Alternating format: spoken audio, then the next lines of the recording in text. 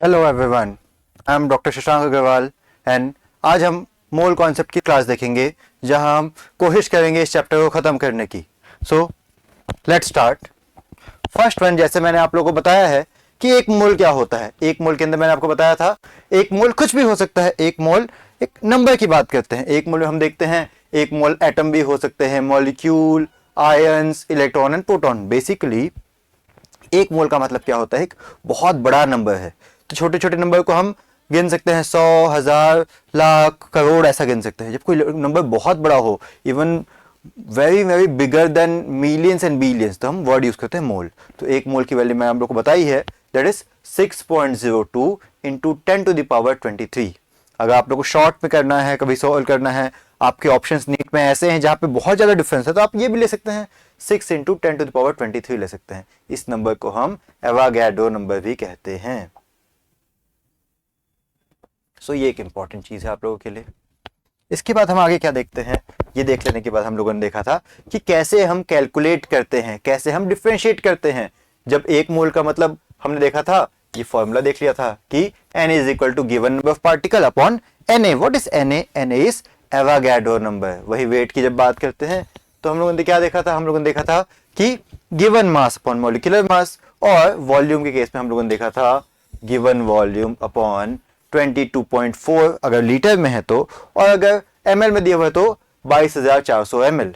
तो ये तीनों से हम एक दूसरे में इनको इंटर कन्वर्ट कर सकते हैं। जो चीज ध्यान रखने वाली बात है वो यहाँ पे लिखी हुई है कि वेट की बात अगर हम चाहते हैं गिवन मास निकालना, तो हम करते हैं number of mole into molecular mass. या जब हमको चाहिए नंबर ऑफ पार्टिकल निकालना है, गिवन नंबर ऑफ पार्टिकल, तो हम क्या करते हैं given number of mole into Avogadro number, that is 6.02 into 10⁻23।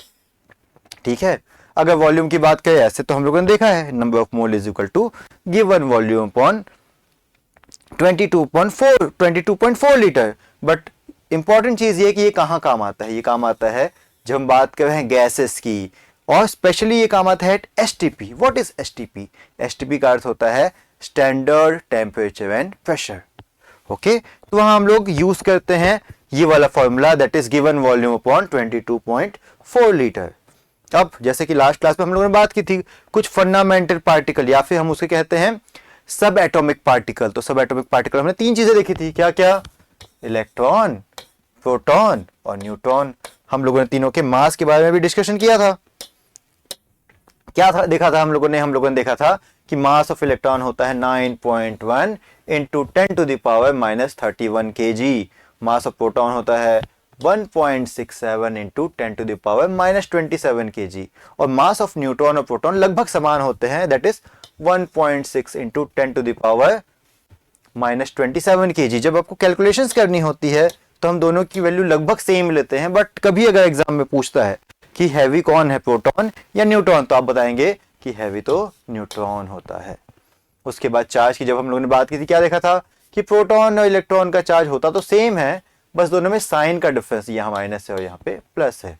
तो चार्ज ऑफ इलेक्ट्रॉन होता है 1.6 इंटू 10⁻⁻19, और प्रोटॉन का भी होता है 1.6 इंटू 10⁻⁻19 कूलाम। बस प्रोटॉन का चार्ज होता है पॉजिटिव और इलेक्ट्रॉन का चार्ज होता है नेगेटिव। तो यहाँ पे एक जो इंपॉर्टेंट चीज है वो ये है कि जब आपको मास का ऑर्डर पूछे तो आप मास का ऑर्डर लिखेंगे, mass of proton is always less than mass of neutron and mass of electron is less than all of the above. So सबसे कम मास होता है इलेक्ट्रॉन का, इसलिए जब आप न्यूमेरिकल सॉल्व करेंगे तो हम मास ऑफ इलेक्ट्रॉन को नेग्लिजिबल लेते हैं। जैसे अगर हम बात करें एटॉमिक मास की, तो एटॉमिक मास के अंदर हम क्या देखते हैं, हम सम करते हैं number of proton and number of neutron. हम कभी इलेक्ट्रॉन का मास नहीं लेते, क्योंकि इन दोनों के रेस्पेक्ट में उसका मास बहुत कम है। कितना कम है? अराउंड 10⁻⁻⁴ टाइम्स, इतना कम होता है। ओके, आगे बढ़ते हैं। लास्ट क्लास में हम लोगों ने बात किया था अबाउट वेपर डेंसिटी। वेपर क्या होता है, मैंने आप लोगों को बताया था कि किसी भी कंपाउंड के जो वेपर बनते हैं उनकी भी एक डेंसिटी होती है, उसे हम वेपर डेंसिटी कहते हैं। तो वेपर डेंसिटी का फॉर्मूला हमने क्या देखा था, मॉलिक्यूलर मास अपॉन 2।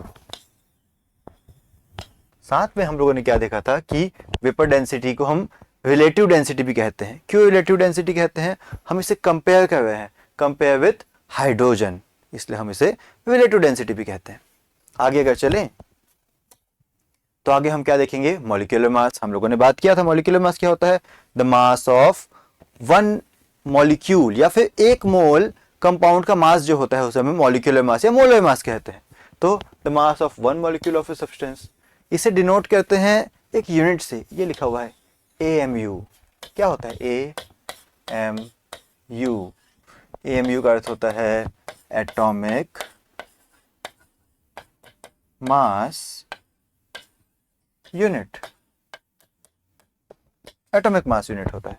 तो ये हम लोग कहाँ यूज करते हैं, जब भी किसी कंपाउंड का मास निकालना हो। तो आजकल इसे हम कई बार यू से नाम से भी जानते हैं, यू नॉर्मल यूनिट या unified mass. U for unified mass will be much better I guess, it can be written as U. ठीक है, चलिए आगे देखते हैं। तो अगर किसी भी कंपाउंड का आपको मास निकालना हो, आप क्या करेंगे, उसमें प्रेजेंट नंबर ऑफ प्रोटॉन और नंबर ऑफ न्यूट्रॉन को सम कर देंगे। जैसे फॉर एग्जांपल यहां पे लिखा हुआ है NH3,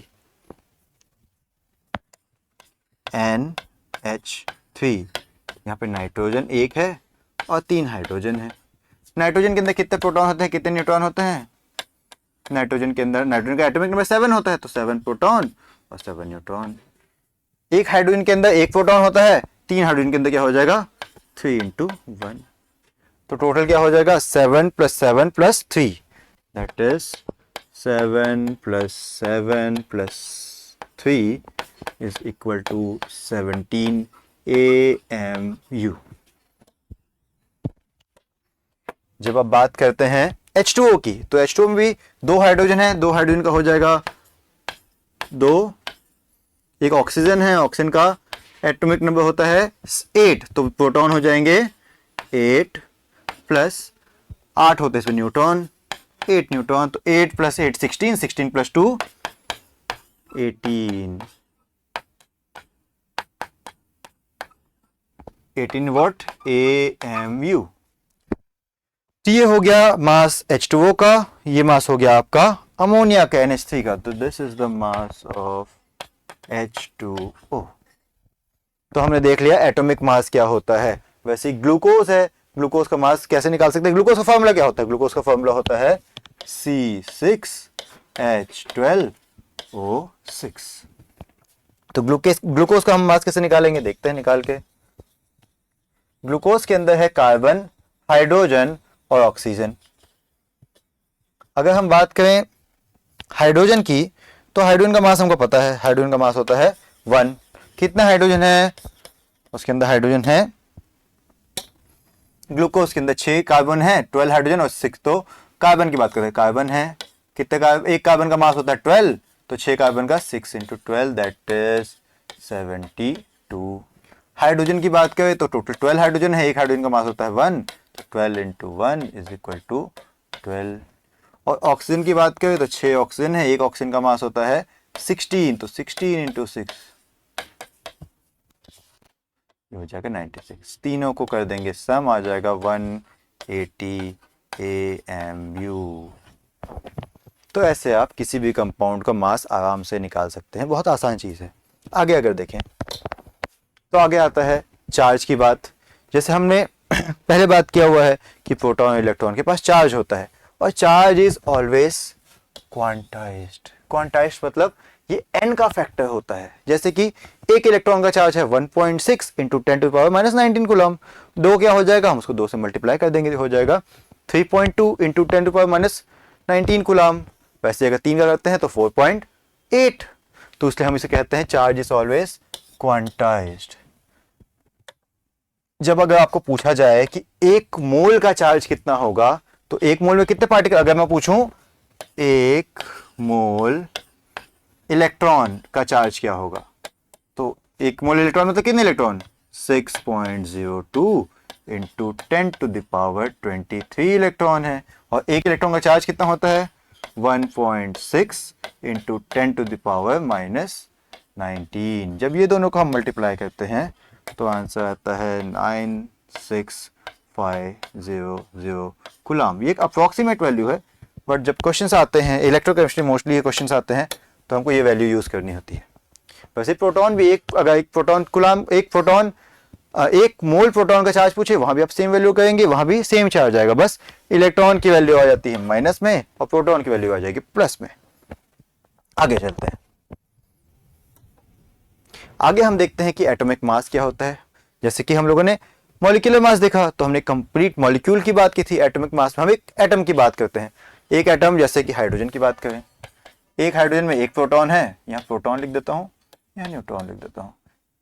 hydrogen, helium, lithium, carbon, nitrogen, कोई भी ले सकते हैं, ठीक है। हाइड्रोजन में बात करें तो एक प्रोटॉन और 0 न्यूट्रॉन, तो ओवरऑल चार्ज क्या हो, ओवरऑल मास क्या हो जाएगा 1। ये ओवरऑल एटॉमिक मास, ए मास। फिर हीलियम में बात करें तो हीलियम में होता है 2 प्रोटॉन और 2 न्यूट्रॉन, तो 2 और 2 4।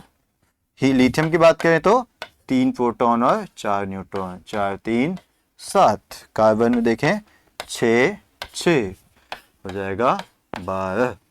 और नाइट्रोजन में क्या होता है 7 proton 7 neutron, that is 14 AMU।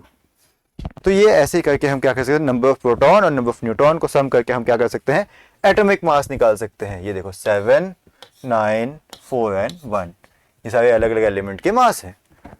Atomic mass also known as, the unit is known as atomic mass unit या फिर unified mass, which I told you that is denoted by U. Okay, next चलते हैं। इसी atomic mass को हम क्या करते हैं, जब एक मोल की बात करते हैं तो हम इसे बोलते हैं ग्राम एटॉमिक मास। तो अब इसका यूनिट है जो हम क्या करते हैं, हम इसका यूनिट लेते हैं ग्राम्स में, क्योंकि हमारी डेली लाइफ में AMU में चीजें हम कैलकुलेट नहीं करते, हम क्या यूज करते हैं kg एंड ग्राम, इसलिए हम इस जो हमारा AMU था उसको कन्वर्ट कर देते हैं ग्राम में। सो एक मोल एलिमेंट का जो मास होगा उसे हम कहेंगे gram atomic mass, denoted by mass MB। हम मैथ फ्रिक्वेंटली हम MB बोल के यूज करेंगे इसे। तो यहाँ पे हम क्या करते हैं, सारी चीजें जो भी वहां पे हम AMU में लिखते थे अब इसको यहाँ पे ग्राम पे लिखते हैं। जैसे हाइड्रोजन का 1 ग्राम, हीलियम का 4 ग्राम, लिथियम का 7 और बेरिलियम का 9। ये बोल सकते हो कि एक मोल किसी भी एलिमेंट का जो मास होगा उसे हम कहेंगे ग्राम एटॉमिक मास या ग्राम मॉलिक्यूलर मास, जैसे वहां पे था वैसे ही। आगे चलते हैं। अगर आप चाहें यूरिया का जानना तो यूरिया का फॉर्मूला क्या होता है, NH2CO NH2। यहां भी सेम तरीका अपनाएंगे जो तरीका हम लोगों ने थोड़ी देर पहले अपनाया था AMU निकालने के लिए या फिर एटॉमिक मास निकालने के लिए। ग्राम एटॉमिक मास या ग्राम मॉलिक्यूलर मास के लिए भी सेम फॉर्मूला होगा। नाइट्रोजन है, हाइड्रोजन है, कार्बन है, ऑक्सीजन है। तो टोटल कितने नाइट्रोजन देखते हैं, टोटल है 2 नाइट्रोजन, 2N। एक N का मास 14, तो 2 का हो जाएगा 28। इसके बाद एक कार्बन है, एक कार्बन का मास होता है 12, 12 इंटू 1 इज इक्वल टू 12।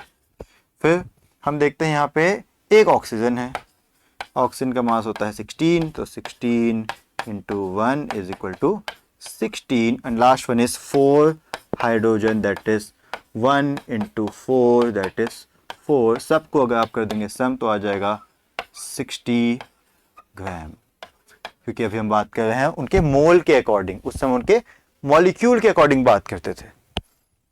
आगे चलते हैं। एटॉमिक मास, मॉलिक्यूलर मास समझ आ गया है हमको। आगे हम देखेंगे मोलर वॉल्यूम। तो जैसे पहले मैंने बताया था, मोलर वॉल्यूम के अंदर हम क्या देखते हैं, एक मोल की वॉल्यूम क्या होगी। तो एक मोल की वॉल्यूम निकालना आसान है, हमको हमेशा पता होना चाहिए एक mole at STP will be 22.4 litre. अगर 4 मोल की बात करूँ तो इंटू 4 कर देंगे, 10 मोल की बात करूँ तो इंटू 10 कर देंगे। मान लीजिए 10 मोल की बात करें 22.4 into 10, so the volume will be 224 litre. तो ऐसे आप आराम से वॉल्यूम निकाल सकते हैं। जब हम STP की बात करते हैं, that is standard temperature and pressure, तो वहाँ पे टेम्परेचर रखते हैं हम 0 degree Celsius, that is 273 kelvin, और प्रेशर रखते हैं 1 ATM। आगे अगर बढ़ें तो बहुत इंपॉर्टेंट कॉन्सेप्ट जिस पे बहुत ज्यादा क्वेश्चन पूछे जाते हैं वो आता है, that is average atomic mass. Average atomic mass कैसे निकालते हैं, एवरेज निकालना आसान है। यहाँ पे एक क्वेश्चन जो आपके NCERT में भी दिया हुआ है, बहुत फ्रिक्वेंटली पूछा गया है कि जो क्लोरीन है उसके 2 आइसोटोप होते हैं। एक आइसोटोप है क्लोरीन 35 जिसका मास 35 है, और एक है क्लोरीन 37। अब अगर देखते हैं तो क्लोरीन जो 35 है उसका एबंडेंस है 75% और क्लोरीन 37 की एबंडेंस है 25%।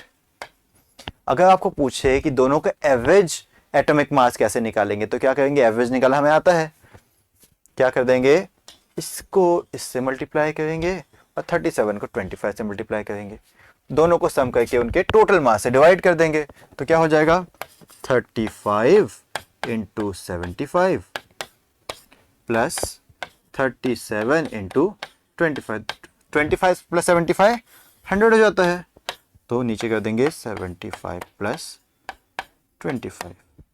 जब दोनों को मल्टीप्लाई करते हैं तो आंसर आता है 35.5 ग्राम। अब आप बोलोगे ये कैसा मास हुआ, बट जब आप पीरियोडिक टेबल देखेंगे तो आपको हर जगह पे क्लोरीन का मास मिलता है 35.5 ग्राम। ये इसके दो आइसोटोप के मासेस का एवरेज होता है, इसलिए हम इसे कहते हैं एवरेज एटॉमिक मास। इसके बाद फॉर्मूला मास आ जाता है। फॉर्मूला मास क्या क्या आ जाता है, हम जब बात करते हैं आयोनिक कंपाउंड्स की तो आयोनिक कंपाउंड में कोई एक मॉलिक्यूल नहीं होते, एक आयोनिक कंपाउंड के अंदर बहुत बहुत सारे एलिमेंट पाए जाते हैं। जैसे कि अगर मैं NaCl की बात करूं तो NaCl एक आयोनिक कंपाउंड है, इसके क्रिस्टल होते हैं।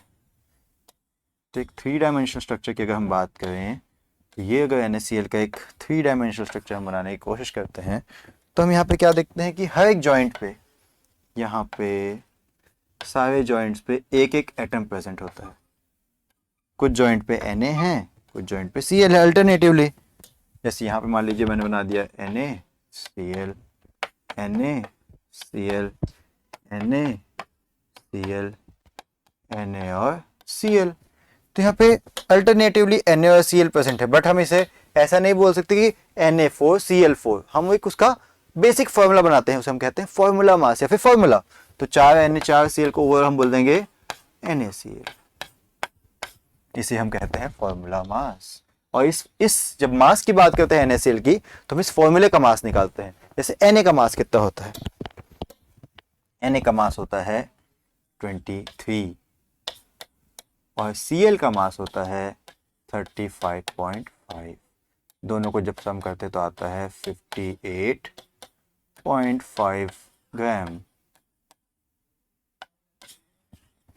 ये है इनका फॉर्मूला मास, ये लिखा हुआ है।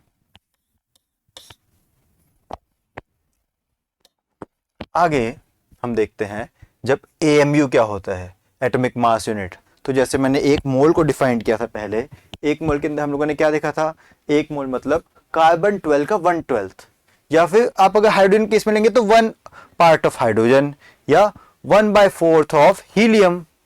ठीक है, उनके ही एटॉमिक मास को जब उसके मॉलिक्यूलर मास से डिवाइड करते हैं तो 1 AMU आ जाता है। तो 1 AMU means 1 upon Na। Na means Avogadro number, that is 1 upon 6.02 into 10 to the power 23। जब इसे सॉल्व करेंगे तो आंसर आएगा 1.67 into 10 to the power -24 gram. इसका मतलब होता है 1 AMU। ठीक है, अब जब उसके आगे भी हम बढ़ते हैं तो हम देखते हैं about percentage composition. Percentage composition में क्या देखेंगे, हम किसी बीज का परसेंटेज निकालना। जैसे आप लोग अपने स्कूल में परसेंटेज निकालते हैं, कैसे निकालते हैं, हम निकालते हैं given mass, sorry obtained marks upon total marks into 100। वैसे भी यहाँ पे हम देखें तो हम क्या करेंगे, जैसे हम बात करते हैं CH4 की, CH4 that is methane. Methane के अंदर 2 कंपोनेंट है, कार्बन और हाइड्रोजन। तो अगर हमको कोई पूछे एग्जाम में कि बताओ कार्बन कितना परसेंट है, तो हम क्या करेंगे, इसमें कार्बन का मास कितना है, कार्बन का मास कितना होता है 12, तो हम कर देंगे 12 अपॉन टोटल मास कितना है, मीथेन का मॉलिक्यूलर मास होता है 16, तो 12 upon 16 into 100 that is equal to 75%। ऐसे आप हर एक एलिमेंट के अंदर जो भी कंपोनेंट है, हर एक कंपोनेंट का परसेंटेज निकाल सकते हैं। इसे हम कहते हैं परसेंटेज कंपोजिशन। सो हम लोग को मॉलिक्यूलर फार्मूला तो पहले से ही पता है। मॉलिक्यूलर फार्मूला क्या होता है, किसी भी मॉलिक्यूल के अंदर एक मोल में अगर देखें तो कितने एटम हैं, किस किस चीज़ के कितने कितने एटम है। जैसे यहाँ पे हम लोगों ने देखा था इससे पहले, तो एक कार्बन था और 4 हाइड्रोजन थे। वैसे ग्लूकोज में क्या देखते हैं हम, ग्लूकोज में देखते हैं कि 6 कार्बन, 12 ऑक्सीजन और 12 हाइड्रोजन और 6 ऑक्सीजन है। बट ये है इसका मॉलिक्यूलर फार्मूला। बट अगर हम इस मॉलिक्यूलर फार्मूला को सिंप्लीफाई करना चाहें, जब इस मॉलिक्यूलर फार्मूला को हम सिंप्लीफाई करते हैं तो काट सकते हैं क्या इसे? बिल्कुल काट सकते हैं। 6 1 जा 6 2 जा 6 1 जा, तो क्या बन जाएगा? CH2O। इसे हम कहते हैं एम्पिरिकल फार्मूला। एम्पिरिकल फार्मूला क्या होता है? किसी भी कंपाउंड के अंदर जो एलिमेंट है ना, उन एलिमेंट का रेशियो होता है, वो कितने के रेशियो में है।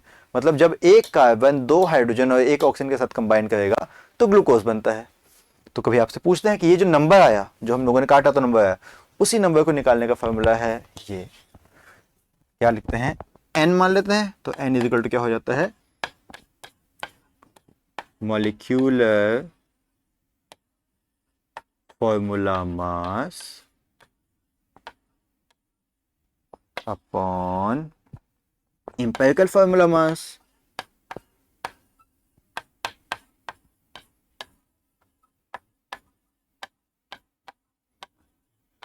तो ये अगर बात करें ग्लूकोज के लिए, तो ग्लूकोज का मॉलिक्यूलर फार्मूला मास भी निकाला था हम लोगों ने 180, और इसका एम्पिरिकल फार्मूला मास कितना आएगा? कार्बन का 12, ऑक्सीजन का 16, 16 प्लस 12 28, और 28 और 2 30, तो अपॉन 30 कर देंगे, वैल्यू आ जाएगी 1 जा 6 जा 6 is the value of this n। और जब इस n को हम एम्पिरिकल फार्मूला से मल्टीप्लाई करते हैं तो आ जाता है मॉलिक्यूलर फार्मूला। तो इस CH2O into 6 is, it will become C6H12O6, जो हमारे ग्लूकोज का मॉलिक्यूलर फार्मूला है। तो ये संबंध होता है एम्पिरिकल फार्मूला और मॉलिक्यूलर फार्मूला के बीच।